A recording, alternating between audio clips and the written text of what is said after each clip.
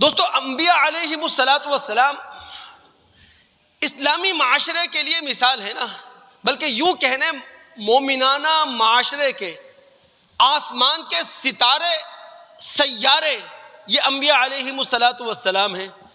انبیاء علیہم السلام کے اندر قنوت کی صفت بھری پڑی ہوتی ہے، یعنی وہ پوری نیاز مندی کے ساتھ اپنے آپ کو اللہ تعالیٰ کے سامنے جھکاتے ہیں، اور اللہ رب العالمین نے جو طاقت، جو توانائی، جو انرجی ان کے اندر بھر دی ہے، اس طاقت، توانائی، انرجی کو ایک ایک حصے کو اللہ رب العالمین کے احکامات کی بجا آوری میں خرچ کیا کرتے ہیں۔ جد الانبیاء ہیں ابراہیم علیہ السلام، اللہ تعالیٰ نے ان کے نام کے ساتھ قانت کی صفت ہمارے سامنے پیش کی قرآن کے اندر۔ سورہ نحل مکی صورت ہے، اس کی آیت نمبر 120 ہم سیاق و سباق کے اندر مطالعہ کرتے ہیں۔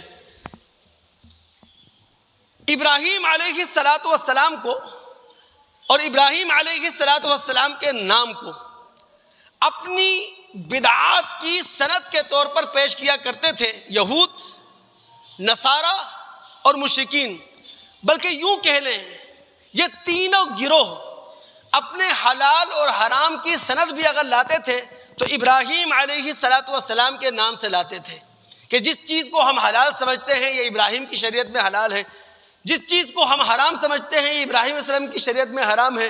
بلکہ مشرکین عرب وہ تو ابراہیم علیہ السلام کی ملت کے اجارہ دار بنے ہوئے تھے۔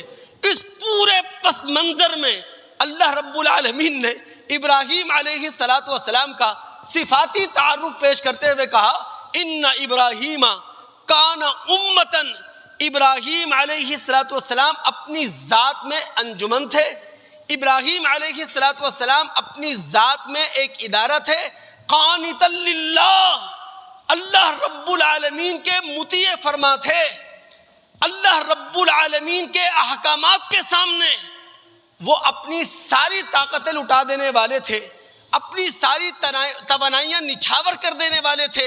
حنیفاً ابراہیم علیہ السلام سب سے کٹ کر اللہ رب العالمین کے ہو جانے والے تھے۔ وَلَمْ يَكُنْ مِنَ الْمُشْرِكِينَ، ابراہیم علیہ السلام مشرک نہیں تھے۔